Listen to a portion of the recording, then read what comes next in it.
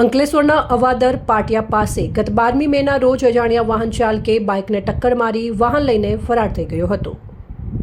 અકસ્માતમાં 27 વર્ષીય બાઇક ચાલક યુવકનું મોત નીપજ્યું હતું। આ ગુનામાં રૂરલ પોલીસે ફરાર ટ્રક ચાલકને ટ્રક સાથે ઝડપી પાડી કાયદેસરની કાર્યવાહી હાથ ધરી છે।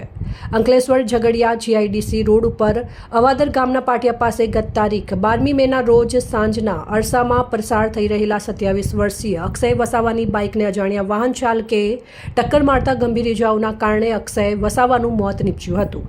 જોકે વાહન ચાલક અકસ્માત સર્જી વાહન લઈને ફરાર થઈ ગયો હતો।